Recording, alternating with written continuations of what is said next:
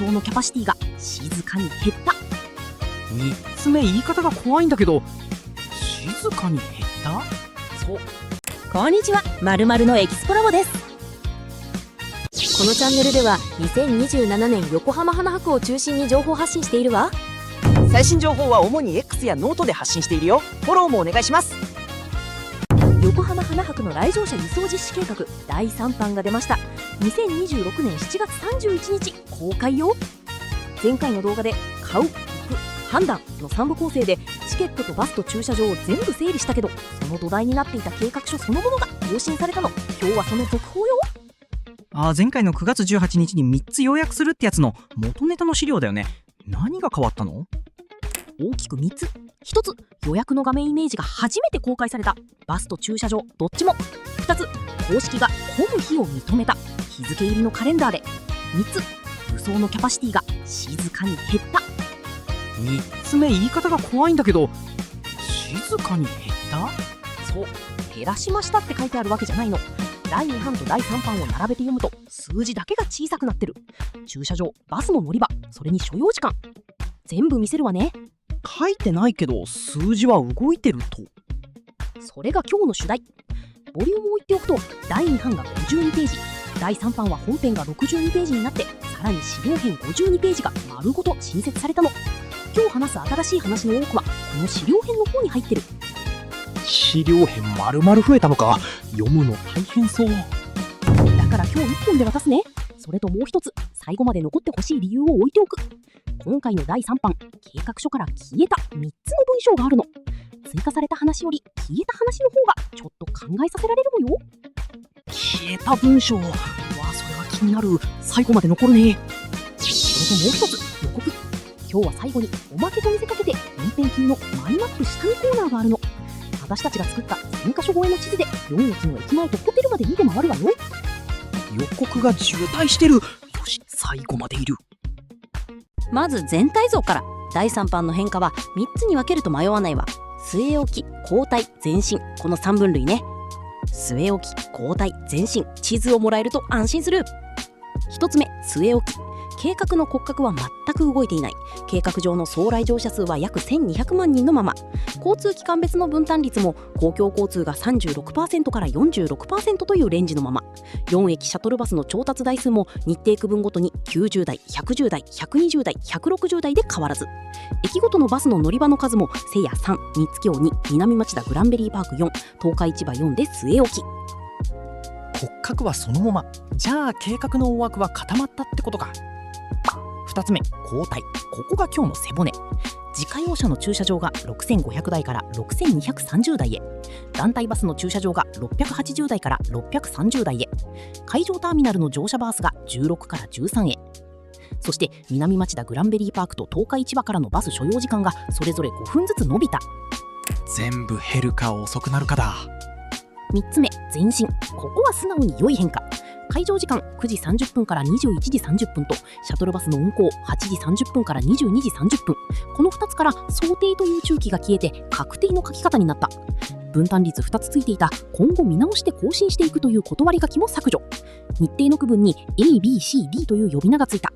そして直行バスが検討するから実施を進めるに代わって発着地に羽田空港が明記されたのよ。想定が取れるって地味だけど大きいね。大きいわ。計画が検討期から確定期に入ったという合図だから。ただしその確定と同時にさっきの交代も一緒に起きている。ここが第3版の正確なの。もう一つ地図を渡しておくね。第3版で初めて出てきたものが4つあるの。新規追加のコーナーだ。何が出たの？ 1 つ目、4駅の乗降場所のレイアウト。瀬谷、三津京、南町田グランベリーパーク、東海市場。それぞれ駅前のどこにシャトルバスの乗り場が来るのかが資料編に図で載ったの。駅前のどこに並ぶのか当日一番迷うところだ。2つ目、予約の画面イメージ。資料編の参照、来場者平準化対策、予約制の導入に4駅シャトルバスの予約が4ステップ、会場とパーク&ライドの駐車場の予約が5ステップでスマホの画面付きで載ったの。画面付き？それ一番知りたかったやつだ。3つ目、混雑する時期の呼びかけ期間が日付まで確定した。これは裏返すと協会自身がこの期間は混みますと認めた公式のカレンダーなの。第2版にはこの期間設定そのものがなかった。公式が混む日を出してくれるのはありがたいような怖いような。4つ目、おもてなし空間。聖夜駅前から会場までの徒歩ルートに暑さ対策と装飾を入れる計画が資料編に新しい章として登場したの。しかも数値付き。歩く道そのものに手を入れるってこと？この4つはそれぞれ本編で回収するわね。じゃあ順番に行こう。第1部買う、第2部引く、第3部判断。前回と同じ3つの部屋の構成よ。ただし今日は第1部はすごく短い。短いんだ。短いの理由は簡単で、第1部買うの情報は第3版で何も変わっていないから。犬種も値段もそのまま？そのまま。そもそもこの輸送実施計画という文書にはシャトルバスの運賃も駐車場の料金も第2版にも第3版にも1行も書かれていないのよ。前回の動画で扱ったバス200円や駐車場の5000円7000円は計画書じゃなくて協会の別の公式発表から出てきた数字なの。あそこ別のソースだったんだ。混ぜちゃいけないやつだね。混ぜないでね。だからチケットの犬種と価格、早割の話、通期パスの損益分岐、あのあたりは前回の動画がそのまま生きてる。概要欄にリンクを置いておくからまだの人はそっちを先に見てほしい。じゃあ9月18日の予約開始日も変わってない？変わってない。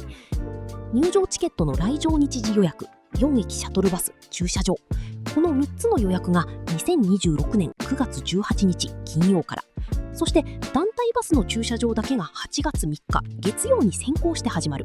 ここも据え置きよ。3つの予約を1日でさばくっていう構図は変わらずか。変わらず。第3版はその予約制をどう回すかの中身を厚くした版という位置づけね。ただし正直に言っておかなきゃいけないことが2つある。第3版が出てもまだわからないままのこと。出たのにわからないことがあるの1つ、9月18日の予約開始時刻、何時にスタートするのかは公式の発表にも報道にもまだ書かれていない。前回もお伝えしたけど第3版でも解決していないわ。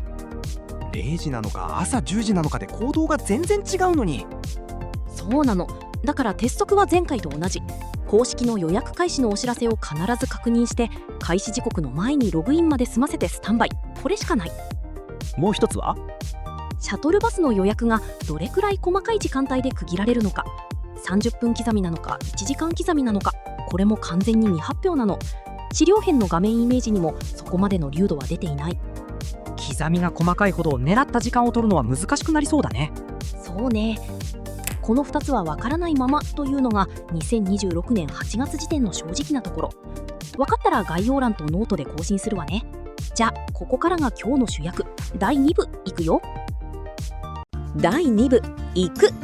まずは4駅シャトルバスから。ここでいきなり静かな変化があるの。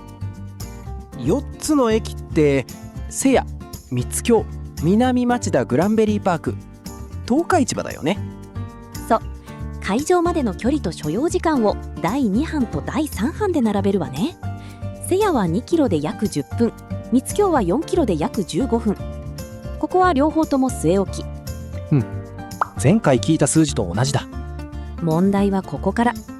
南町田グランベリーパークは4キロで第2版が15分、第3版は20分。十日市場は6キロで第2版が20分、第3版は25分。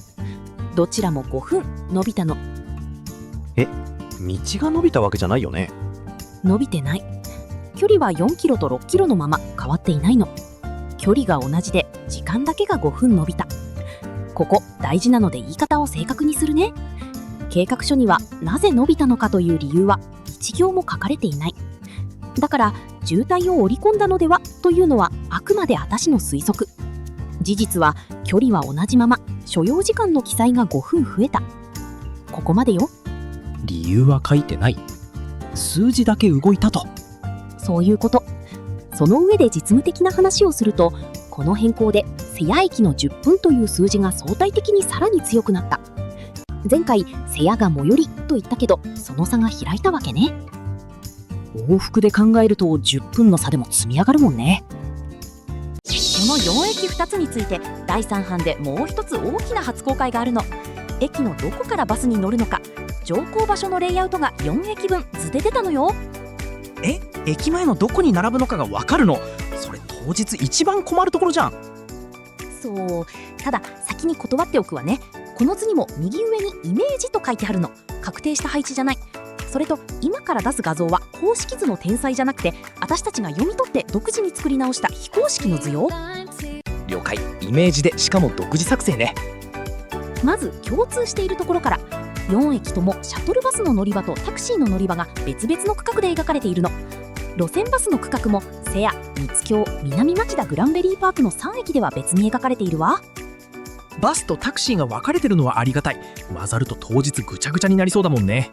ただし東海市場だけは図の中に路線バスの区画そのものが出てこないの。ここは4駅で唯一ね。お手洗いの位置が図に入っているのも瀬谷と東海市場の2駅だけよ。駅ごとに図に載ってるものが違うんだ。違うの。それとシャトルバスのルートは赤い線で会場方面へ向かう形で描かれているわ。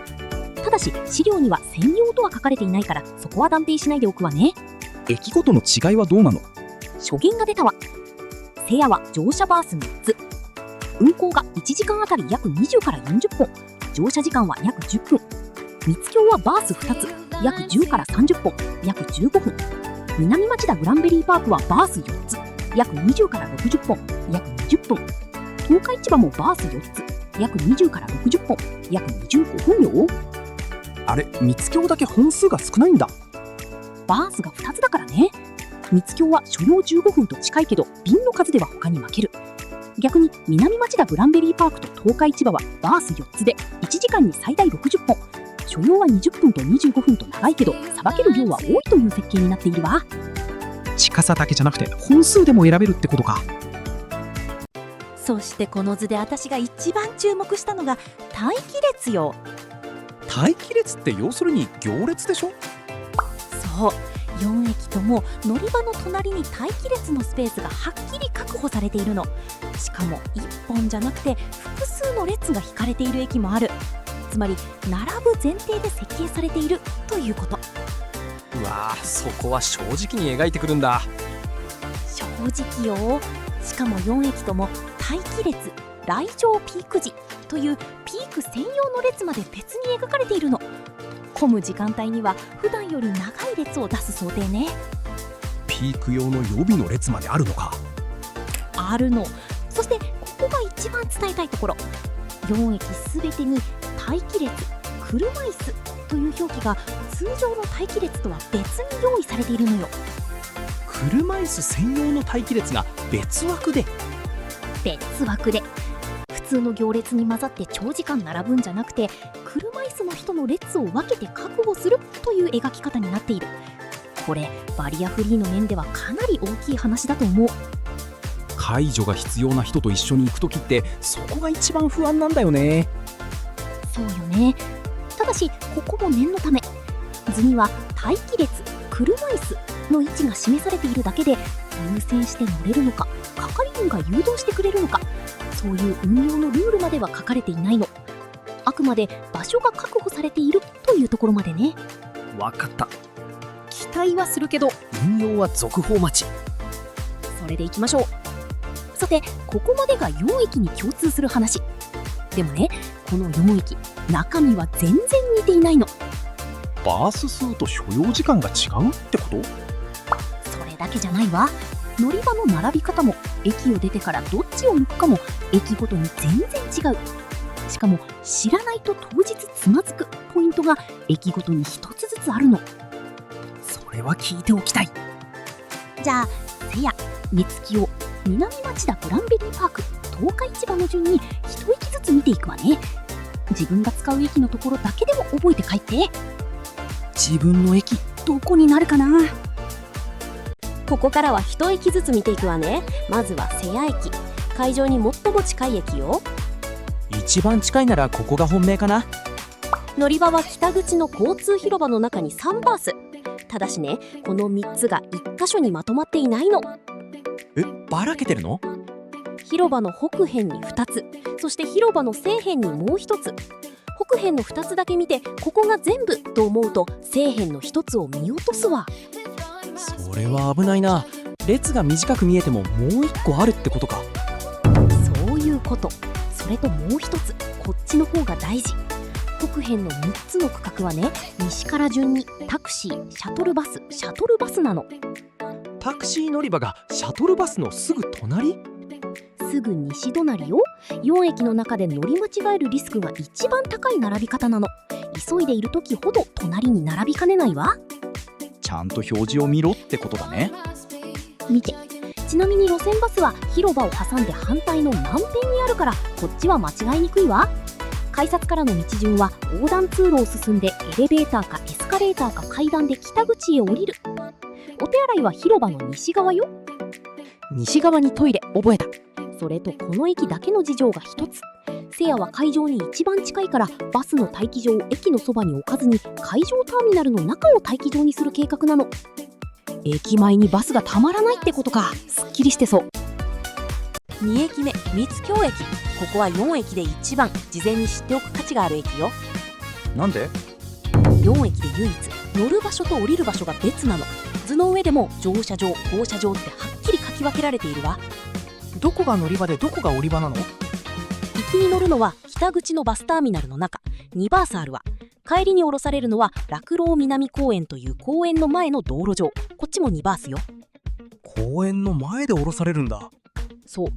どちらも駅の北側ではあるんだけど、乗り場は東寄り、降り場は西寄り、歩く方向が変わるの。帰りに来たとこって戻っても乗り場じゃないってことか。逆ね。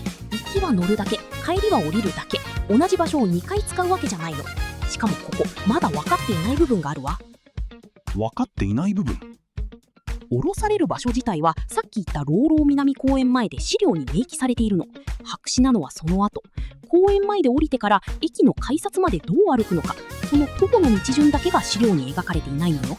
乗る側の誘導図はあるのにね。一番疲れてる帰りが白紙か。そう。だから三津京で帰る予定の人は正式な案内が出たら必ず確認して。あと乗り場の方にも注意点があるの。2つのバースの間に路線バスの区画が挟まっているのよ。また間違いそうなやつだ。特に南側のシャトルバスは真南が路線バスの区画なの。並ぶ前に行き先表示を必ず確認してちょうだい。三津京は行きも帰りも要注意だね。3駅目、南町田グランベリーパーク駅。1日の来場者想定が4駅で一番多い駅よ。一番混む駅ってこと？計画上はそうなるわね。混む日の想定が片道で約1万5000人。乗り場は北口の広場に4バース。それも南西辺に4つ連続で並ぶ形よ。4つ並んでるなら分かりやすそう。乗り場に着けばね。問題はそこまでなの。この駅、北口を出て最初に目に入るのはタクシーと路線バスなのよ。シャトルバスじゃないの？違うの。北口を出てすぐ右手前に見えるのがタクシー。そこからロータリー沿いに奥へ回り込んでいくと路線バスが3区画、そしてシャトルバスは反対側。ロータリーをぐるっと回り込んだ先、北口を背にして左奥に4区画並んでいるの。手前のバス乗り場に吸い込まれそう。そこがこの駅最大の注意点。目の前のバス乗り場は別物だと先に知っておいて。ちなみに改札から北口までは4駅で一番短いの。すぐ広場に出るわ。出るのは早いけどそこから横断するんだね。そういう構造ね。目印は広場の北東側を斜めに走る国道16号とその手前の地下道よ。地下道？ええ。混む時間帯の待機列がこの地下道に沿って長く伸びる想定で描かれているの。ただし列が地下道の中なのか地上なのかまでは図から読み取れないわ。そこは断定しないでおくわね。長い列になる前提なんだ。前提よ。車椅子の待機列は北口を出てすぐ西止まりに用意されているわ。ここは短い動線になっているの。そこは配慮されてるんだね。最後、十日市場駅。この駅は一つ大きな前提があるの。暫定？乗り場になる北口のロータリーは花博の開催前までに改良される予定なの。つまり資料の図も私たちの図も改良された後の想定の姿。今の十日市場駅の北口とは形が違うわ。じゃあ今ロケハンに行っても当日と違うんだ。違うわね。今の姿を見に行くのは楽しいけれど、当日の予習にはならないと思っておいて。その改良後のロータリーの正辺に沿ってシャトルバスが4バース、タクシーは反対の東側よ。路線バスは？この駅の図には路線バスの区画そのものが載っていないの。4駅で唯一ね。それはそれで珍しいな。珍しいわ。そしてこの駅で一番間違いやすいのがここ。普段のバス拠点は北口じゃなくて南口なの。逆？逆。計画書にも現況の南口のバスロータリーはピーク時に1時間あたり約70本という参考の記述があるわ。普段バスに乗る人ほど当たり前のように南口へ出てしまうと思うの。でも花博のシャトルは北口。それ絶対やる人いる。いるわね。ただし話はもう一段あって、来場ピーク時だけは改札から南口へ誘導する案内動線が別に用意されているの。これも4駅で唯一よ。じゃあ結局どっち？二段構えで覚えて。北口が基本、ピーク時は南口の案内に従う。自己判断で南口へ行くんじゃなくて、案内が出ていたら従うという順番ね。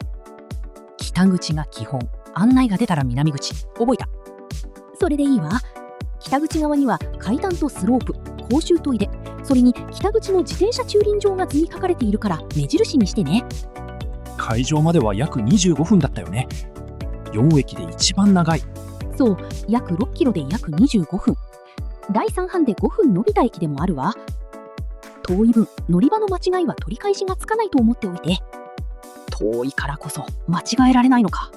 ねえ、乗り場は分かったけど、駅前に何があるかも知りたいな。コンビニとか泊まれる場所とか。それは終盤のマイマップ下見コーナーでまとめてみせるわ。4駅全部駅前の地図を画面で回るから、駅選びはそこで確定させましょう。まずは計画書の続きよ。さあ、乗る場所が見えたところで次はその予約。バスの予約って実際どんな画面なのが初めて出たの。今から見せるのは第3版資料編の4駅シャトルバスの予約イメージ。第3版資料編からの引用よ。そして資料の右上にははっきりイメージと書いてある。確定した仕様じゃないという前提で見てね。了解。イメージね。で、何ステップ？4ステップよ。1つ目、ログインまたはアカウント登録。画面に従って必要事項を入力して登録する。ここは前回話した今のうちにやっておくこととそのままつながるところ。登録を先に済ませとけっていうのはここに効くのか。聞くの。2つ目、シャトルバスの予約はおすすめのチケットの中から仮称4駅シャトルバスはこちらを選ぶ。チケット売り場の中にバスの入り口があるイメージね。バス専用の別サイトじゃなくてチケットの画面の中にあるんだ。3つ目、乗車する場所、行き先、人数を選ぶ。その後乗車希望の日時を選択する。4つ目、予約が完了すると QR コードが表示されて、乗るときにそれを提示する。紙の切符じゃなくてスマホの QR なんだね。そうで、ここからが私がゾッとしたところ。日時を選ぶ画面をよく見ると便ごとに空席の表示が出ているの。それと集合時刻の案内も画面に見える。空席の表示ってことは空席じゃない便もあるってことだよね。そういうことになるわね。バスは便ごとに枠があって満席になりうる。前回チケットは取れたのにバスが取れないという話をしたけど、その懸念が画面の作りとして裏付けられた形。それと集合時刻の案内があるということは、出発時刻ぴったりに行けばいいという乗り方ではなさそう。ここは実際の運用の発表を待ちましょう。予約が取れた後も時間に余裕を持てってことか。お金と時間の話も更新しておくね。まず運賃、大人200円、小児100円。ここは変わっていない。安いままでよかった。ただし念のため繰り返すけど、この200円は輸送実施計画に書いてある数字じゃないの。計画書には運賃の記載が0。200円は協会の別の公式発表から来ている数字。第3版を読んでも運賃は出てこないというのが正確な状態よ。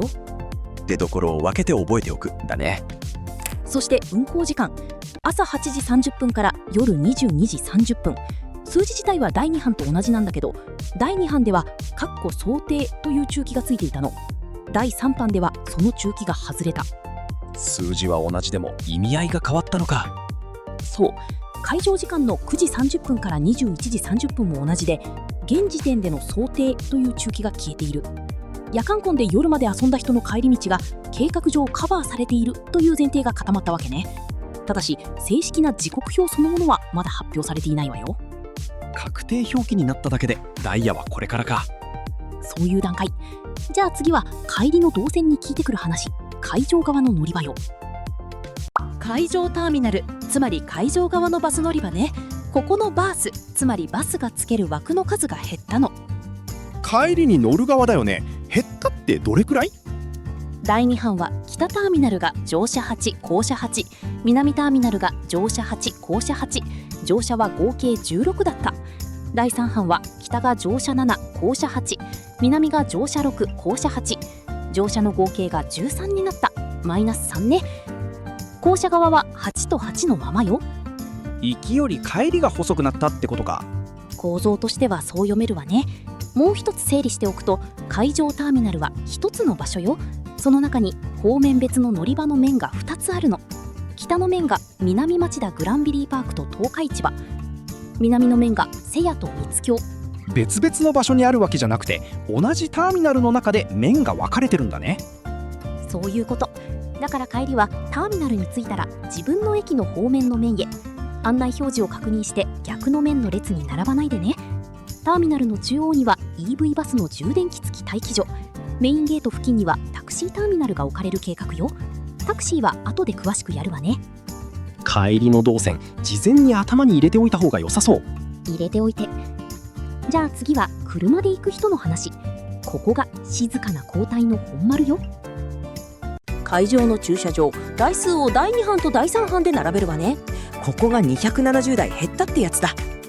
そう、自家用車の駐車場は第2版が北側約5900台、西側約600台で合計約6500台。第3版は北が約5690台、西が約540台で合計約6230台。差し引き270台のマイナス。270台って家族連れなら1000人近くだよね。単純計算ではね。次に団体バスの駐車場。第2版が北側約430台、西側約250台で合計約680台。第3版は北約410台、西約220台で合計約630台。こちらは50台のマイナス。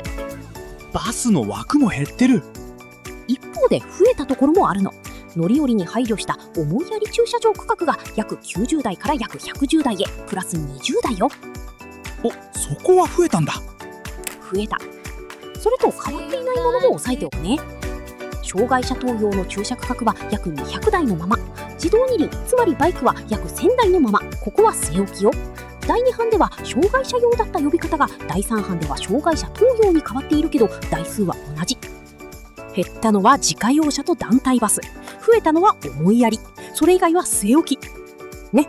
整理として完璧。ここでも大事な注意を一つ。協会が駐車場を減らしましたと説明した文書は確認できていないの。あくまで第2版と第3版に書かれている数字を並べるとこう違うという事実の差分よ。理由は書かれていない。そこは分けて聞いておく。あと第3版で新しく入った一文がある。予約状況に応じて団体バスと自家用車の区画を相互に転用する。第2版は夕方以降に団体バスの空き区画を自家用車へという一方向だけだったから、運用の柔軟性は上がった書き方になっているわ。じゃあその駐車場をどうやって予約するのか、こっちも画面イメージが出たわよ。これも出典は第3版資料編、会場駐車場および P&R 駐車場の予約イメージで、こちらは5ステップ。同じく右上にイメージと明記されているから確定仕様ではないという前提でね。バスより1ステップ多いんだ。入力するものが多いのよ。1つ目、車両情報の入力、車種、車両ナンバー、乗車人数、そして障害者等駐車場を利用するかどうか。車両ナンバーまで入れるんだ。じゃあレンタカーの人は車が決まってからじゃないと。いいところに気づいたわね。画面には当日までナンバーがわからない方という選択肢らしきものも見えるけど、そこの運用が実際どうなるかはこの画面イメージだけでは断定できない。ただ参考までに、大阪・関西万博の駐車場予約ではレンタカーの人は車両ナンバーが分かり次第後から入力する運用だったの。花博が同じ形になるかは未確認だけど、レンタカーだから予約できないと決まったわけではないわ。ここは続行待ちにしましょう。無理に読み取らないね。で2つ目は？ 2つ目、日時の選択。利用日を選んで駐車場を選ぶ。選択肢は北駐車場と西駐車場、そしてパーク&ライドを利用するかどうかもここで選ぶ形になっている。3つ目が予約内容の確認で、利用日、車両情報、利用する駐車場、そして入庫時間。入庫時間まで決めるのか。好きな時間に行くじゃないんだね。そこも今回はっきりした点ね。4つ目が予約完了画面で予約番号が発行される。5つ目が予約詳細画面で QR コードが発行される。画面の説明を読むと、この QR は当日ゲートのバーが開かなかった場合に入場ゲートにかざすものと書かれているわ。基本はナンバー認識で QR は保険なんだ。そう読めるわね。そしてここ一番慎重に伝えたい部分。この画面イメージの中に小さい注意書きが2つあるの。1つは予約済みの利用日時は変更できません。予約をキャンセルし新規予約を行ってください。もう1つはご利用日の前日までキャンセル料はかかりませんと読み取れる記載。それ超重要じゃない？前日まで無料なら結構気楽に抑えられるってことでしょ？気持ちはわかる。でもここでブレーキをかけさせて。公式の FAQ 上はシャトルバスと駐車場のキャンセル変更の規定は未だに未発表なの。今読み上げたのはあくまで資料編のイメージ画面に書かれている文言。確定したルールとして扱うのは危険よ。イメージ画面の文字を規約だと思っちゃいけないのか。そう。ただそういう設計を検討している気配はあるという材料にはなる。そこまでね。正式なキャンセル規定も出たら必ず概要欄とノートで更新するわ。次はパーク&ライド P&R。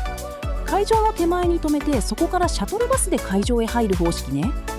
大和と相模大野だったよね。台数は変わった？変わっていない。大和エリアが約500台、相模大野エリアが約200台、ここは据え置き。そして資料編で距離が明記されて、大和が会場から約4キロ、相模大野が約8キロよ。距離が公式に出たのはありがたい。そしてここが第2版から変わった重要ポイント。第3版には P&R は繁忙期に用意すると書かれている。つまり通常期に P&R が動いている前提では考えない方がいい。混む日限定の受け皿ってことか。そう、もう一つ完全に新しい記述があるの。 P&R のシャトルバス、帰りも、つまり会場から P&R 駐車場へ戻る袋も事前予約制。これは第2版には記載がなかった話よ。帰りも予約するの？車を止めてあるのに？計画上はそうなっている。車は駐車場にあるんだから帰りはなんとかなるとは考えない方がいいということね。行きと帰り両方の枠を意識して抑える。これは9月18日の予約作業でも聞いてくる話だから覚えておいて。往復セットで考える。メモした。そしてここが今日一番気づきにくい交代、提携駐車場の話よ。提携駐車場？聞き慣れないな。会場の外にある教会と提携した駐車場のこと。会場の駐車場が埋まった時の受け皿ね。第2版にはこう書いてあったの。通常期においても会場駐車場の予約状況から利用が見込まれる日2ついては会場外駐車場を確保する。通常期でも用意するって書いてあったんだ。あった。第3版ではこの通常期においてもという部分が消えて、会場外駐車場は繁忙期に用意するという書き方に一本化されているのよ。ってことは普通の日に会場の駐車場が満車だったら？計画書の記述の上では受け皿の記載がなくなったということになるわね。ここも繰り返すけど、協会が通常期の受け皿をやめますと説明したわけではないの。第2版にあった一文が第3版には見当たらない。その事実だけ。判断としてはどうすればいいの？実務的にはシンプルよ。通常期に車で行く人ほど会場駐車場の予約を確実に取る。取れなかった時に近くのどこかに止めればいいという前提は今の計画書からは読み取れない。バスに切り替えるか日を動かすか、その2択で考えておいて。近くに止めればいいが効かないかもしれない。これは知らないと積むやつだ。ここで自転車の話。前回近所の人には自転車が現実的って言ったけど、第3版で朗報と罠が同時に出たわ。朗報から聞きたい。朗報、自転車駐車場は事前予約なしで駐輪できると明記された。約1700台という規模も据え置きで、しかも第3版では場所まで確定されていて、海上ターミナル入り口の南側よ。予約いらないのは大きい。9月18日の予約作業が1つ減るってことだもんね。そうなの。シェアサイクル2ついても第2版は駐輪場内に設置としか書かれていなかったのが、第3版では約100台分と台数が明記された。ただ来場規模を考えるとこれは争奪戦になる数字よ。100台か。で、罠の方は？電動キックボードよ。特定小型原動機付き自転車、いわゆる電動キックボードなどは自転車駐車場に駐輪できないと第3版で明示されたの。乗りつけたら止める場所がないってこと？自転車駐車場には止められないというのが計画書の記述。シェアサイクルのポート2ついても特定小型原付のポートは設置しないと書かれている。そして特例特定小型のものは北駐車場の自動二輪の区画へという案内になっているわ。区分が細かい。自分の乗り物がどっちか確認しておかないと危ないな。確認しておいて。ここで一つ注意ね。この駐輪のルールは計画書の PDF に書かれている方針で、来場者向けの公式 FAQ やアクセス案内のページには今のところ反映されていないの。だから計画書ではこうなっているという段階の情報として受け取ってね。出所を言ってもらえると助かる。第2部の終盤はタクシー。ここも第3版でぐっと具体的になったところよ。タクシーはアプリで呼べばいいんじゃないの？そこが今日一番の要注意ポイント。順番に行くわね。まず場所。第3版の本編には海上ターミナルのメインゲート付近にタクシーターミナルを整備すると書かれているの。ちゃんと専用の乗り場ができるんだ。できる。今出している図も公式図の天才じゃなくて、計画書の記述を読み取って私たちが独自に作った非公式の図だから、そのつもりで見てね。了解。で、中身は2台から4台の複数台が同時に乗れる乗車場所、それと降車場所、待機場所を整備すると。第2版では2台から3台だったから、ここは1台分増えているわ。増えたのは珍しいね。今日は減る話ばっかりだったから。そうね。それと一般タクシーだけじゃなくて、福祉タクシーやハイヤー等の乗車と降車の場所も整備すると書かれている。福祉タクシーが名指しで入ってるのはさっきの車椅子の待機列と同じ流れだ。いいところをつなげたわね。運用の工夫も一つ。タクシーは朝、昼、夜で需要が大きく変動するから、時間帯に応じて乗り場の数を変更すると書かれているの。固定じゃなくて増やしたり減らしたりするんだ。そうで、ここからが本題。配車アプリよ。第3版にはこう書かれているの。会場周辺道路への影響を避けるため、周辺道路上で配車アプリの乗車位置の指定ができないよう配車アプリ各社と調整を行い、別途配車アプリの乗車指定位置を検討する。じゃあ会場の近くの道端で拾ってもらうができなくなるかもしれないってこと？計画書の書きぶりからはそう読めるわね。会場周辺の道路上を乗車位置に指定することはできない見込みという言い方までにしておく。そしてタクシーで帰るなら会場ターミナルの中のタクシー乗り場へ向かうのが前提になりそうというところ。第2版ではターミナル外での乗車場所の検討止まりだったから、はっきり具体化したわね。別途乗車指定位置を検討するってことは、代わりの場所はこれから決まるのか。そういうこと。どこになるかはまだ書かれていないわ。それともう一つ正直な記述があってね。タクシーが不足する際の対応については関係者間で調整を進めると。つまり足りなくなる可能性は前提に置かれているのよ。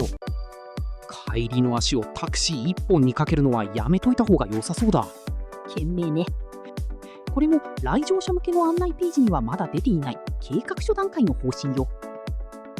第2部の最後は直行バス。ここは前進の話。第2版では運行を検討するだったのが、第3版では実施を進めるに変わったの。おお、やる方向になったんだ。どこから出るの？発着地として横浜駅、新横浜駅などの主要ターミナル駅、そして羽田空港が明記された。第2版は空港という書き方だったから、羽田と名指しされたのは前進ね。飛行機で来る人には大ニュースだ。運賃とか本数はそこは全部未発表。運行事業者名も具体的なルートも本数も運賃も数値は一つも出ていない。バス会社側からの発表も確認できていないわ。期待はしていいけど当てにして計画を組むのはまだ早いという段階よ。楽しみに待つけど頼りにはしまい。了解。第3部判断。ここからは今日の情報をいつ行くかに変えていくわよ。まずは公式が認めた混む日カレンダー。待ってた、これが一番知りたいやつ。第3番の11章交通需要マネジメント、いわゆる TDM の章で来場を控えめにしてほしい呼びかけ期間の日付が確定したの。3つの期間があるわ。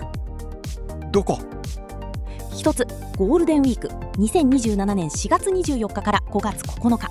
2つお盆、8月7日から8月15日。3つ会期末、9月1日から9月10日。直感通りではあるね。ここからが本番。さらにその上に9月11日から会期最終日の9月26日までが強く呼びかける期間として設定されているの。最後の2週間ちょっとが特別扱いなんだ。そう、閉幕が近づくと駆け込み来場が集中するというのは大阪でも起きたことだから、そこを一番警戒しているのが読み取れるわね。第2版にはこの期間設定そのものが存在しなかった。つまり日付レベルでここは混みますと公式が示したのは今回が初めてなの。じゃあこの期間は入場制限がかかるってこと？そこは正確にいくね。これは呼びかけであって入場制限ではないの。計画書に書かれているのは時期をずらしてもらうよう働きかけるという趣旨。行けなくなるわけじゃない。ただし混雑を覚悟する日として公式に名指しされたということ。裏返せばそれ以外の日は狙い目ってことだよね。そういう読み替えができる。特に通期パスや夏パスで何度も通う人はこの期間を避けて回数を稼ぐという設計が立てられるわ。その TDM、 実は目標の書き方がなかなか味わい深いのよ。味わい深い？道路2ついての目標はこう。主要ルートとなる八王子街道や環状4号線で会場周辺の混雑を現況より増大させない。あれ？減らすじゃなくて増やさないなんだ。気づいたわね。1200万人を受け入れる計画の目標が今より悪くしない。裏を返せば今の混雑は前提として織り込まれているという読み方もできる。ここは事実として書いてあることをそのまま渡しておくわね。鉄道側の目標は横浜駅、新横浜駅の乗り換え利便性を低下させない。どっちも守りの目標なんだね。検証の指標も入ったわ。道路が平均旅行速度、鉄道が通路の混雑度と乗り換え所要時間。測る物差しまで書かれたのは第3版から。測るって決めたのは前進だ。前進ね。そして実際の予行演習も決まっているの。TDM トライアルが2026年9月7日の月曜から13日の日曜まで。開幕の半年以上前に道路と鉄道でどれくらい効果があるかを試す1週間よ。来月じゃん。もう動き出してるんだ。動いてる。企業向けには TDM パートナー登録制度というのも始まっていて、2026年6月12日から登録開始。登録期間は2027年9月26日まで。無料で登録による義務は発生しない。部署や支社の単位でも登録できるわ。登録すると何かもらえるの？メリットとして挙げられているのは混雑予測情報のメール配信、ホームページでの取り組み企業名の公表、 SDGs への貢献。ここで正直に言うと、インセンティブや名刺に載せるロゴマークは2026年8月時点でまだ検討中、確定していないわ。勤め先が沿線にある人は知っておくといいやつだね。呼びかけの範囲も道路と鉄道それぞれ図で示されたわ。国道16号や保土ヶ谷バイパスなどの主要道路と海上アクセスに関わる鉄道路線が中定よ。この範囲の人たちに時間をずらして道を変えてって呼びかけるんだね。それともう一つ、第3版には情報発信による混雑緩和という説が立ったの。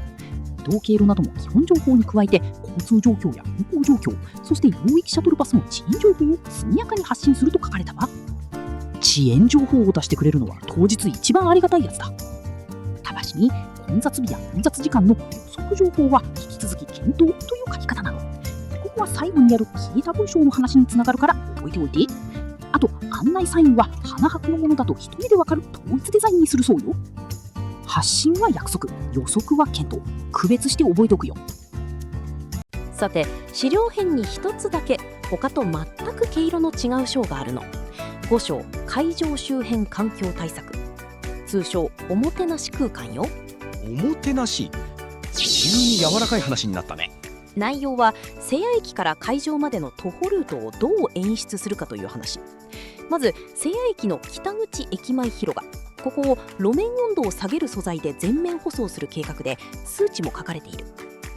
路面温度が約10度下がって体感温度で約2度下がると。路面が10度下がるの？夏はそれ大違いだよ。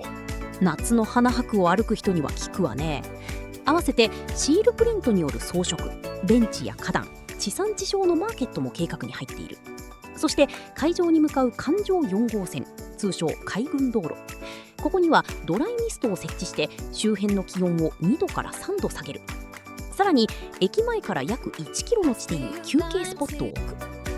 季節の花とパネル解説、イベントスタッフによる案内も書かれているわ。2キロの道のりのちょうど中間に休憩できる場所があるのか。それは心強い。そうなの。前回の動画では瀬谷駅からの徒歩をパスが取れなかった時の保険と言ったでしょ。第3版を読むとそれが保険から演出された動線に変わりつつあるという感じがするわ。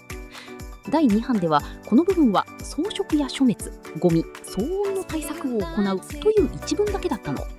数値付きで具体化されたのは今回が初めてよ。歩くのがしんどい選択肢から選ぶ価値のある選択肢になるかもってことか。かもね。ここも正確に言っておくと、瀬谷駅前については横浜市が2026年1月に舗装再整備工事に着手すると発表しているのは確認できたの。ただその資料には遮熱とか路面温度を下げるといった言葉は出てこないから、資料編に書かれた舗装と同じ工事かどうかは断定できない。別々の話の可能性もあるのか。あるの。そして海軍道路のドライミストと休憩スポットについては、横浜市の工事のお知らせやまちづくりニュースを見ても言及が見つけられなかった。つまり今のところこの2つは計画書に書かれている段階ということ。完成後の写真も確認できていないわ。楽しみにしつつ確定情報として扱わない。今日ずっとその調子だね。そこは徹底したいの。ちなみにこの海軍道路の徒歩ルート、終盤のマイマップ下見コーナーで実際の地図の画面をお見せするわね。じゃあ最初に置いた約束を回収するわ。計画書から消えた3つの文章。最初に言った通り、これが今日一番静かで一番引っかかるところよ。ずっと気になってた。何が消えたの？1つ目、バスの運転士不足への言及。第2版にはこういう趣旨の一文があったの。バス業界における運転士不足の課題が大きいことも考慮し、引き続き事業者および関係機関と課題解決に向けた連携を図っていく。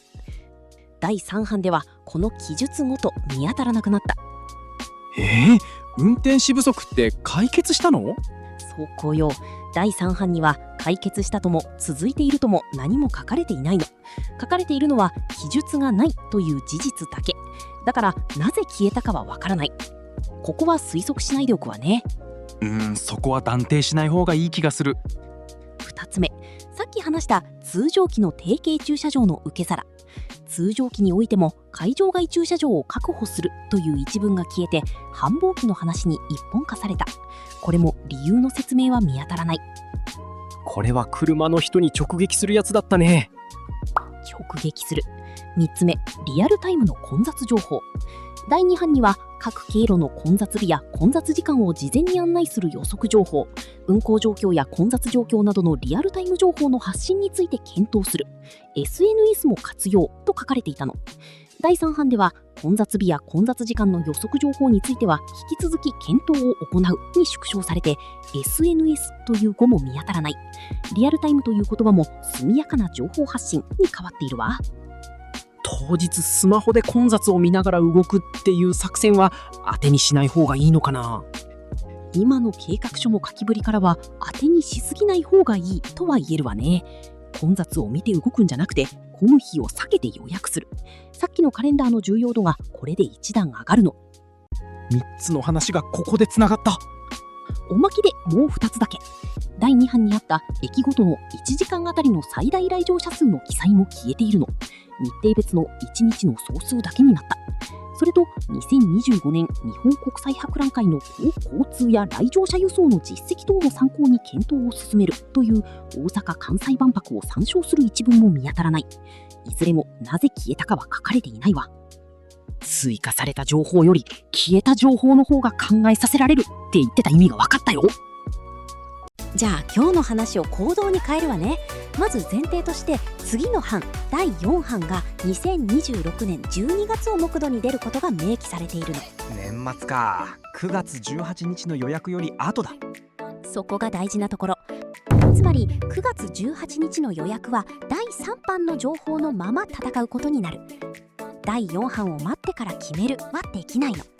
じゃあ今何をやっておけばいい？ 9月18日に向けたチェックリストにするわね。一つ、アカウント登録とチケットの紐付けを先に終わらせる。予約画面イメージの1ステップ目がまさにログインだったでしょ。ここで詰まると出遅れる。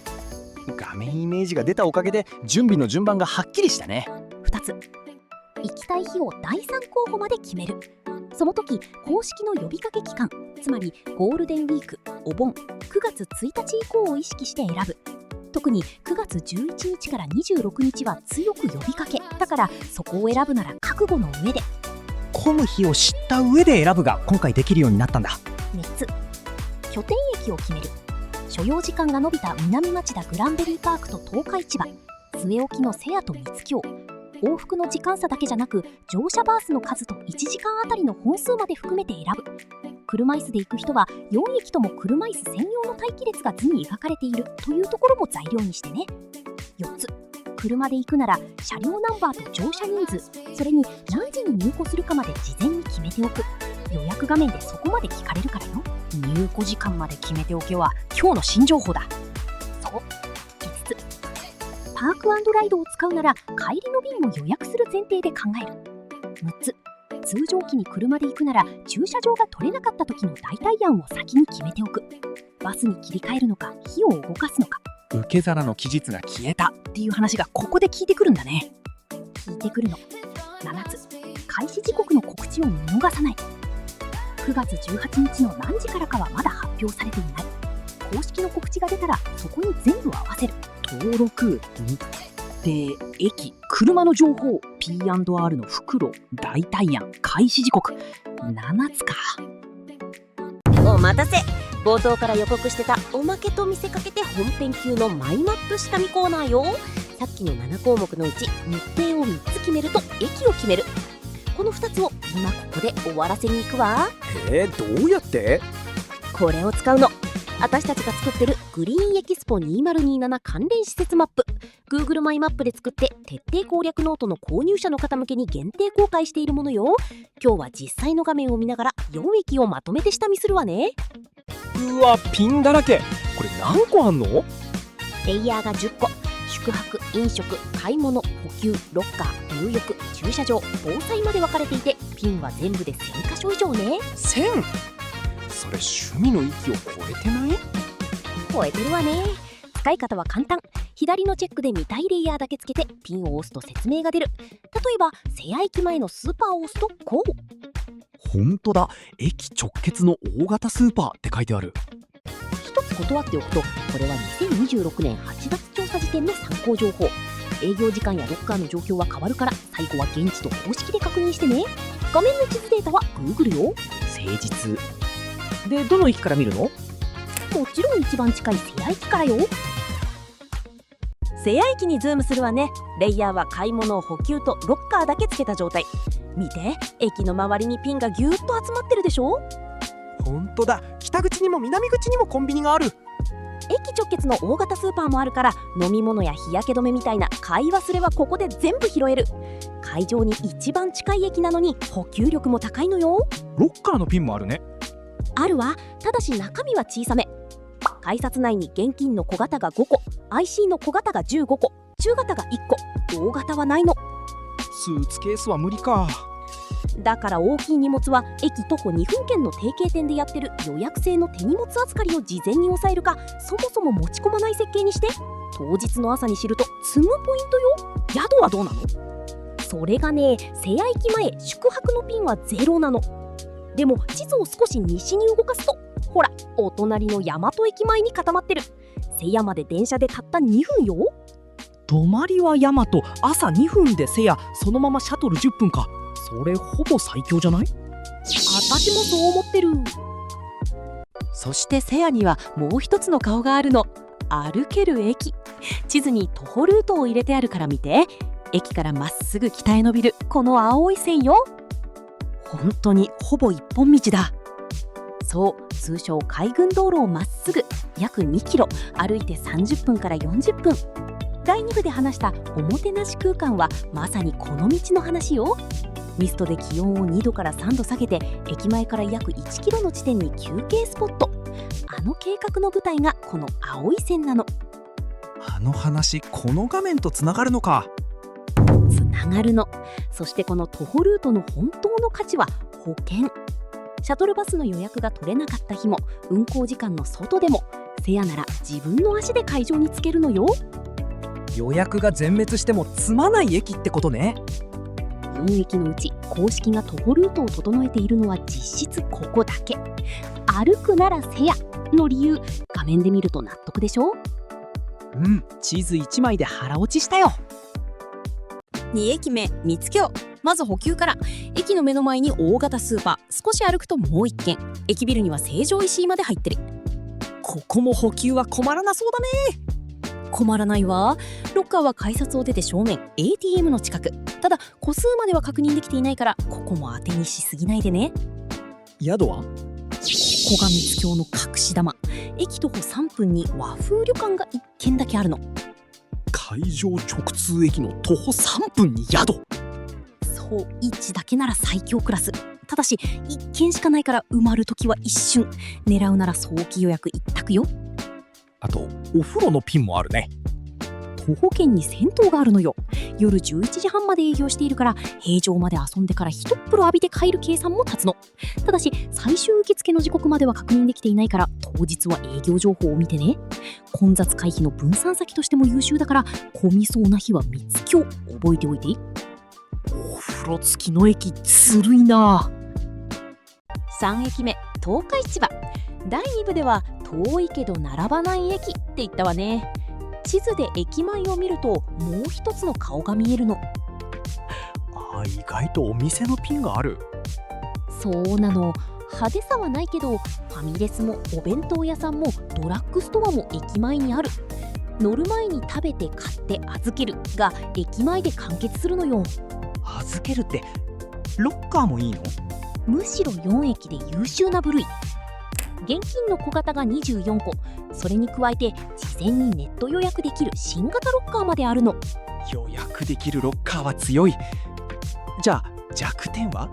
宿泊ね。駅前の宿泊ピンはゼロ。ただこれも地図を引くと答えが見える。電車2分の青葉台に1軒、そして新幹線組は新横浜にホテルが7軒。横浜線で12分だから新横浜を拠点に朝一で乗り込むのが本命ルートよ。新幹線で来る人は実質ここ一択かもね。そして前に話した合わせ技。行きは並ばない東海市場、帰りは買い物できる南町田。このハイブリッド、地図で見るとやる気になるでしょ。なるほど。で、その南町田が最後か。ラスト南町田グランベリーパーク。地図を見れば一目瞭然。駅とショッピングモールが一体化してるの。駅前っていうか駅がもうモールだね。だから買い物も食事もお土産も帰りに全部済む。手荷物は施設内に友人の預かりサービスもあるわ。泊まりは？駅徒歩3分に東横イン、そして少し北へ歩くと温泉施設まであるのよ。しかもこっちは24時間営業。平常まで粘って温泉に入って隣で寝る天国では。ただし忘れないで、ここは4駅で想定以上者が最多。私の見立てでは最激戦よ。だから南町田一択はダメ。さっきの3駅を大体に持った上で楽しむ駅なの。4駅全部性格が違うのが分かったよ。GPS があると決められるもんだね。このマイマップは徹底攻略ノートの購入者の方向け特典として限定公開しているものよ。ノートには各スポットの詳しい解説とオフラインで使える地図のデータ本体も付録で入ってる。英語版のマップも用意してあるから海外から来るお友達にも教えてあげてね。予定を組む人はスマホにこの地図を入れていくのがおすすめよ。僕も自分のスマホに入れとこ。じゃあ総まとめ。第3番を一言で言うと、確定と交代が同時に進んだ改定。骨格は固まってキャパは静かに減っただね。そう、据え置きは1200万人という規模と分担率、バスの調達台数。交代は駐車場270台減、団体バス50台減、会場の乗車バース16から13、そして2駅で所要プラス5分。前進は会場時間と運行時間の確定表記、そして直行バスが実施を進めるへ。3分類、最初にもらった地図がそのまま効いた。初公開は4つ。4駅の乗降場所のレイアウト、これもイメージの図で待機列と車椅子用の待機列が別に描かれている。予約の画面イメージ、これも資料編にイメージと明記された確定前のもの。公式が日付で示したこの日のカレンダー。ただしこれは呼びかけであって入場制限ではない。そしておもてなし空間。消えた3つは運転士不足、通常期の受け皿、リアルタイム混雑情報、理由は書かれていないだったね。よく覚えてた。そこは事実だけ持ち帰ってね。そして今日一番大事な行動はこれ。9月18日は第3番の情報のまま戦う。だから今のうちに登録を終えて、日程を3つ決めて駅を決める。やることははっきりした。最後に案内をいくつか。今日の内容の完全版は徹底攻略のノートにまとめていくわ。第3番の数値への更新、呼びかけ期間のカレンダー、予約の手順。動画に入りきらない細かいところは全部そっちで追いかけていく。概要欄からどうぞ。前回の動画も見た方がいい人は、チケットの券種と価格、通期バスの損益、バス200円と駐車場の料金。そのあたりは前回の買う、行く、判断の動画がそのまま生きてるから、まだの人はそっちからどうぞ。そしてもっと前にこの輸送計画の第2版そのものを解説した動画も出しているの。計画の成り立ちから知りたい人はそっちも合わせてね。どちらも概要欄にリンクを置いておくわ。第2版の回、第3版の今日、そして12月の第4版。シリーズになってきたね。なってきたわね。第4版は2026年12月めど。出たらまた丸ごと読んで変わったところを全部持ってくるわ。それまではこの第3版が最新よ。12月も楽しみにしてる。今日もありがとうございました。それじゃあ9月18日に向けて一緒に準備を進めましょう。本日の詳細はノートの記事にまとめてるわ。